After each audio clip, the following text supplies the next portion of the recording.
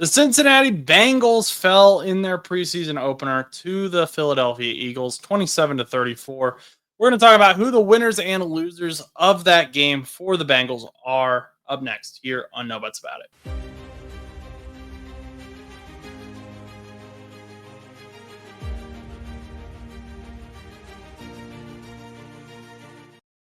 What's up, everyone? It is Josh Butts here from No Butts About It. Thank you so much for stopping by.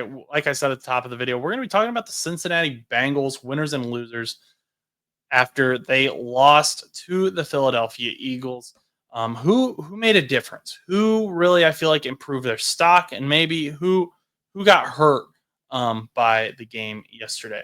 So without further ado, make sure you hit that subscribe button below, and we'll get right into it. So, honorable mention, Taj Brooks. This is a guy who I said I was excited about going into this game. I mentioned it on our full show. He had 10 carries for 26 yards, one reception for 3 yards, 3 tackles, and 2 solo tackles on turnovers. And, Taj, I feel like he kind of, his stat line doesn't really tell the whole story. He had a few breakout runs that were called back due to penalty. He also was a pass blocker quite a bit and showed decent ability to do that as well. He may not have wowed many in this first game, but those who paid special attention to him noticed the little things are there, and he has the potential to steal the running back 2 spot from Samaje Perine. And I'm really excited about this pick. I also want to point out, even in the receiving game, there were a lot of times he was wide open on that escape route to the side, and the quarterback just didn't throw the ball to him. And honestly, there were times where the quarterback, whether it be Ritter or Browning, should have thrown him the ball, but he just didn't. And, we'll move on and we'll talk about something else. Anyway, that's my honorable mention. Now let's get into our true winners. First up, Dylan Fairchild, rookie guard out of Georgia. Dylan had a great performance in his first NFL game. I really enjoyed watching him. And while the Eagles mostly played their twos, he did a good job of moving his defender out of the way or just standing him up when needed. Trace Brown had multiple good runs behind Fairchild, and it may be proper to put Orlando Brown here as the actual winner because he's no longer doing all the work on that left side of the ball. I really enjoyed watching Dylan Fairchild. Now, of course, it's only one game. Let's not overreact. Again, the Eagles were playing their twos, but if Dylan Fairchild can do this against ones as well, then the Colts are going to be in great shape on that left side. Next up, a name that a lot of fans may not know is Gary Brightwell. And he had 3 carries for 9 yards. Now, that's not why I'm calling him the winner, though. I'm calling him a winner because of what he did on special teams. He was the Giants' 2021 6th-round pick, and he has now made his way to Cincinnati. And I think he could be a special teams darling this year. He returned 3 kicks for 93 yards, and that doesn't even include a 71-yard kick return that he had that was wiped out due to a hold from tight end Cam Grandy. And he only had 1 more kick return than Isaiah Williams and Jermaine Burton, but he led them by 40. Isaiah Williams, I think he led Jermaine Burton by about 50 yards. And he had the longest return of the night, which I believe was about 35 yards. In terms of pure rushing, he didn't do much, but that's not really a room where he's going to be in competition anyway. I think in the kick return game, he may be able to steal a spot from someone on the roster, possibly Charlie Jones with that deep wide receiver room as well. So Gary Brightwell made a name for himself in week 1 of the preseason. We'll see what he continues to do throughout the preseason, but I would keep an eye on him as a name to watch to steal a roster spot. Then Taven Bryan, he's a guy we've talked about on the channel before, defensive tackle that the Colts brought in through free agency.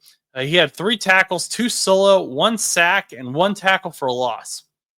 Now, when Taven Bryan was signed from the Colts, I said he didn't need to be starter quality. He just needs to show he can be some quality depth. And if we establish that as his standard, Taven, whose middle name is Cole, may be a diamond in the rough. 2 sacks were recorded yesterday by the Bengals, and only 1 was recorded by the defensive line. The other was recorded by rookie linebacker Barrett Carter. While signing as a relative unknown to most fans, Taven did exactly what I wanted him to do, and I hope he continues to do that. I hope he continues to be that quality depth piece. while also helping the younger guys like McKinley Jackson, like Chris Jenkins, develop into the players that they can be and were drafted to be. So those are my winners for the Bengals. Now let's move on to the losers.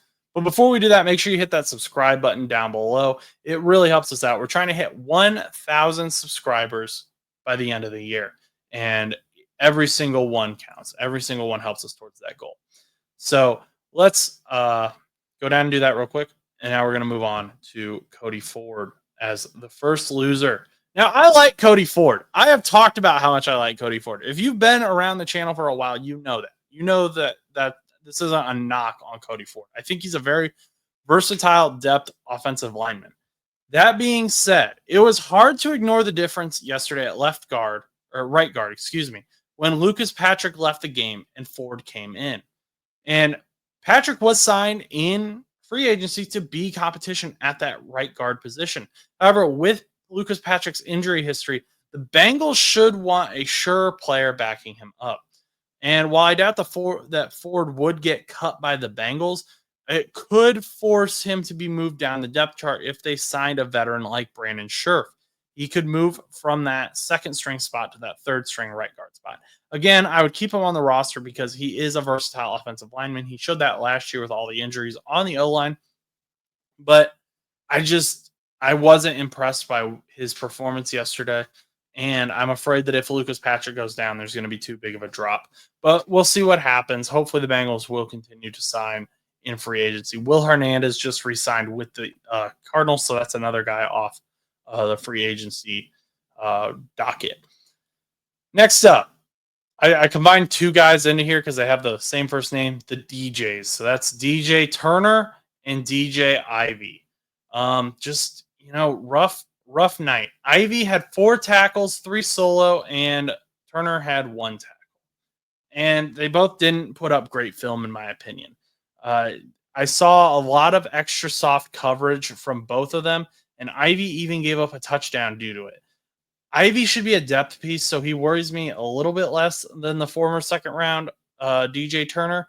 However, losing for big first downs to backup wide receivers on the Eagles is a bit embarrassing as well, especially when DJ Turner is supposed to be a starter. I don't like that. It doesn't make me feel comfortable. He got beat on just simple routes in week 1. Hopefully they work past that though, and Al Golden is able to, fix that. I don't want to go too far into it just because it's going to be all negative.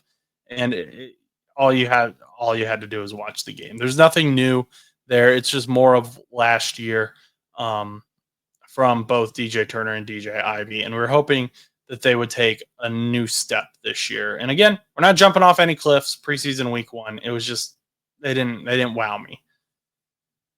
This last one is heartbreaking, but I got to be objective here and say Jake Browning. He went 6 for 14, 62 yards, and 1 interception. Now, he's, like I said, he's not a name I want to put here, but he didn't look like the Jake Browning that we've seen. And he had the least amount of yards of all 3 quarterbacks, and he fell 1 completion behind Desmond Ridder on 2 less attempts. And while Ridder, who had 91 yards, didn't play fantastic, he developed an early connection with Tanner Hudson and also had some of his passes dropped, which means he could have theoretically had even more yards that would have put him ahead of Browning. Now, the quarterback 2 spot is Jake Browning's to lose, but he has to make sure that he doesn't lose it, especially after throwing the lone interception from the Bengals quarterbacks last night. So, those are my winners and losers. Let me know what you think down below. I just posted the Indianapolis Colts winners and losers video yesterday, so make sure you check that out as well. We appreciate it so much. Like this video and subscribe. Share it with your friends. And of course, go do something nice for someone.